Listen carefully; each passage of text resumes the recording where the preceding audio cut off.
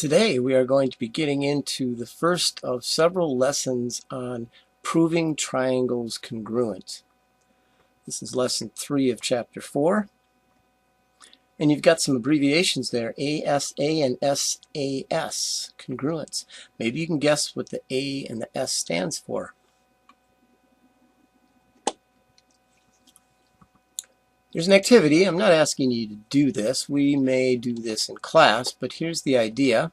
Take a sheet of paper, draw a 3-inch line segment, and then at the right end we'd use our protractor to make a 50-degree angle, and at the left end an 80, and extend them, and then keep extending them so that you have a triangle. So there's our triangle. What are the chances that if all of you brought a triangle constructed in this way to class, that those triangles would be congruent? Meaning you could put one on top of the other so there was a correspondence between their vertices such that their corresponding sides and angles were equal. What would be the chances, do you think? So we may do this one in class to see, but what we find out is we say that our triangles are congruent, and there again you see the symbol. And what's interesting is that although we found out that when two triangles are congruent, all 6 sides and angles, 3 of each, are equal. Today we're finding out, however, you don't need to prove all 6 are equal, as we did in the last proof on yesterday's lesson. You actually only need 3 to prove congruency, but it's got to be the right 3. Very interesting idea. Geometry, I've told you, it's everywhere, and believe it or not, it was an important factor in World War II with something called skip bombing. Here's how skip bombing worked. The Allies wanted to destroy power plants which were found in dams along rivers in Europe. The Germans had taken possession of them and were using it to produce electricity. The Allies said, let's keep that from happening. So they would fly planes up the river, and then they would use a skip bombing technique. By the way, they also used this in the Japanese theater against the Japanese ships. So here's how it worked. They would fly low over the river, drop the bomb, and it would skip along the river until it hit the dam and blew it up. But this only worked if the plane was exactly 60 feet above the water level. So from the plane to there, 60 feet. If they were too high, it wouldn't work. If they were too low, it wouldn't work.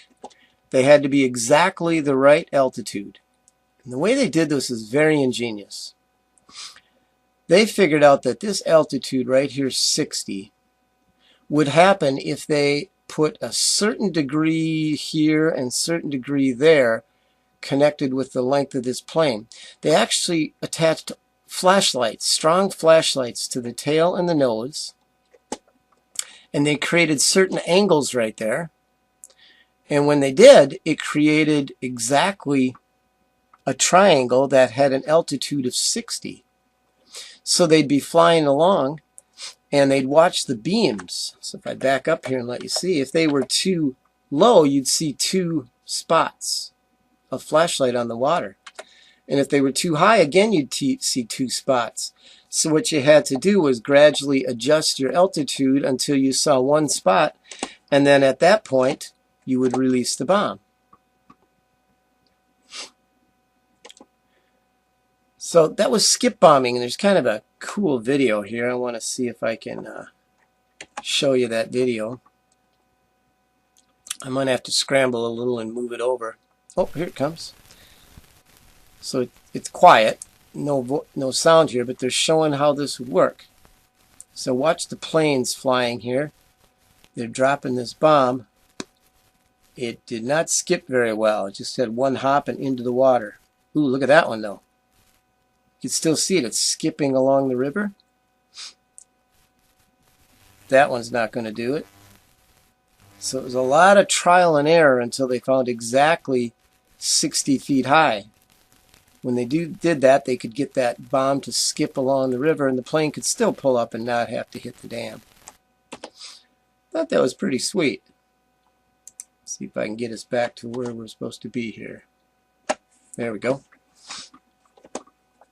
So what they were doing, picture this is the plane body, right here, AB, and they put a flashlight and they had to get the right angle here and the correct angle there. You might ask, well, how could they be sure this would be 60? This is our first postulate called the angle side angle postulate. And an important thing here is this word included. So here's the wording. If two angles and the included side of one triangle, there's our two angles, and the included side. Students usually get this mixed up, and I'm not sure why. You have to find a way to show yourself what it means by the included side.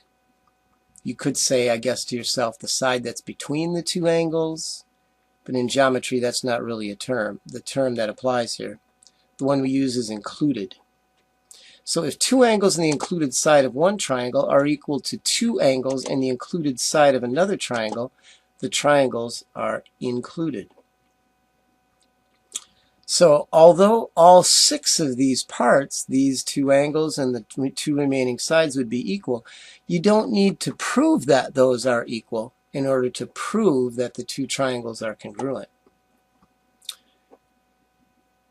So there now we see something different. This is an angle included by two sides. This is different. The other one was two angles that included a side. Can you guess what SAS means?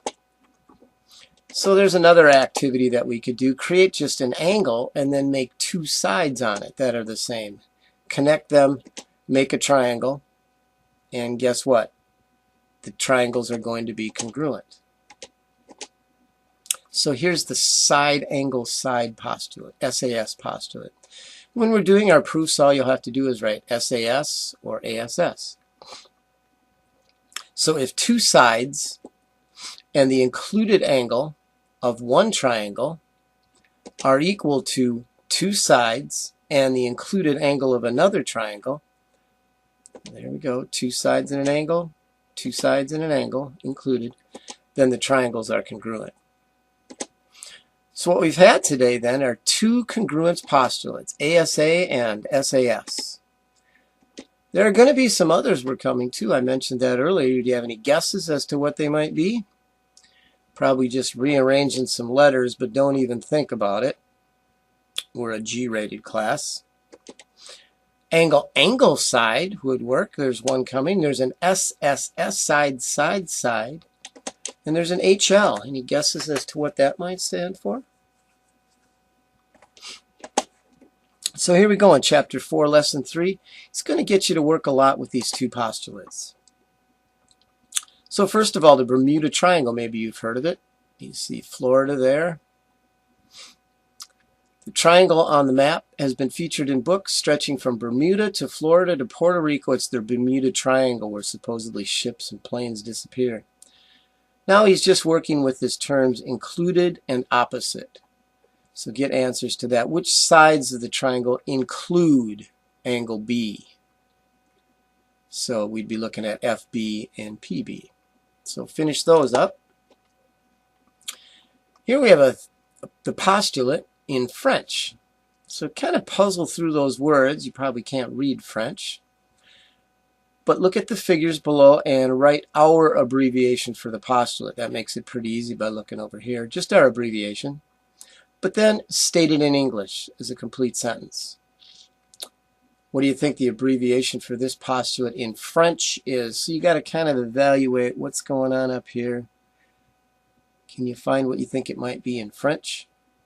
And say it in, oh, here's another one. What do you think the abbreviation for the other postulate is in French? And then state it. So the important ones are 6 and 9. Kind of a long paragraph from a book called Architecture. The triangle signifies stability. When resting on one of its sides, the triangle is an extremely stable figure. It's used in construction all the time. But when it's tipped to stand on one of its vertices, however, it can be either balanced in a precarious state, it'll balance, but it wouldn't take much, or be unstable and tend to fall over onto one of its sides. Do you have that visualized, what that might look like? So here it is. On one of its sides, very stable. Here it's balanced precariously, it wouldn't take much, and here it's off balance and it's about to fall. We have a couple of givens up here. Hopefully you remember from last lesson how to read that. That's triangle TRI is congruent to triangle AGN, so those two are congruent. We're also told that triangle ANG is congruent to triangle LES. So those are our givens. Don't miss this, please copy and complete. So here we go. I would not try to use the pictures if I were you. I would go by the statements of congruence to do these few questions here, 10 through 14. And then 15, they want to know, why is this triangle congruent to this one? You look in the given, is it there? No, that's not there, but there is something in the given that should help you with number 15. Pause before you go on. It's a pretty cool picture from an old geometry book. What they're trying to do here is teach you how to name triangles by both their sides and by their angles. So if you look around up here, we see obtuse and acute and right. So you recognize those as naming angles. These other words will be new for you, for some of you probably. Isosceles, equilateral, you could probably guess that one. And then there's scalene here. So what they tried to do is teach students these different triangles by the names. So here we see the word isosceles on 3 triangles. So if you look at the characteristics on them, what do you think isosceles might mean? And you can look at the word scalene. That was another new one. What do you think scalene might mean, looking at the 3 triangles where it applies to the sides? And they're equilateral. I'm guessing you have a pretty good guess at that. Lateral meaning sides, equal. So with that in mind, you're supposed to be comparing the relative sizes of the sides and angles of the triangles in the words above. Use your observations to tell you what each of the following words means in reference to triangles. Be aware some of them are referring to angles, angle measures. Can you pick those out? Acute, obtuse, and right. The other 3, equilateral, isosceles, and scalene, refer to the sides. So he's just asking you to write those problems out and kind of give a definition. What do you think that means? Here he wants to talk about intersecting. When lines intersect a triangle, that's going to be something we'll see a lot of. Here we have line L, contains vertices A and B, and line N contains vertices C. In other words, it's running through those 3 vertices. Here's a given. 2 sets of points intersect if and only if they have at least one point in common. So this is an intersection because it intersects at least once. This is an intersection, it intersects at least once. This is an intersection because it intersects at least once. Actually more than that, isn't it? So there are a couple of questions here asking how many sides are intersected by each of those 3 lines. And then 2 hypotheticals. Could you create something where a line intersect exactly one side of a triangle, or no sides of a triangle? So puzzle that one through. Moving on to set 2. This is your face. Maybe you don't recognize it, but this is your left eye, this is your right eye, and this is the object on which you are focusing. And that, of course, can move around. The eyes don't. In the figure above, your eyes are at L and R and the object O. For most people, the distance from your left eye to your right is 3 inches. And I know right now you want to go to the mirror with a ruler and check it out. Go for it. Let me know. So you're supposed to create a diagram that has this. You draw a line, LR, 3 inches. Get your protractor and put angle measures on the end. And then there are some questions. How far from the object are your eyes? Measure an angle. Look at that angle and see if it makes sense in terms of L and R that you created up here. Explain whether it makes sense or not. and then a hypothetical. So here's this triangle you're going to create. There's the object, and there's the distance that they're wondering about. And then one of the questions said, well, here they are. Oh, where'd it go? As this object moves away, what happens to the angle? As it moves closer, what happens to the angle? So draw that sketch as requested and then answer the questions. Here's an astronomy problem. Calculating the distance from the Earth to the moon, they use this. Triangle ABC, angle ACB right here is at the center of the Earth, and it's used by knowing the latitudes of A and B. In this case, they're telling us it's 94 degrees. This angle right there is 94. These are the sides of the triangle. They also happen to be radii of that Earth, and we can get the measurements of those. So now what do we have? We have two sides and an included angle. So we can figure out the third side.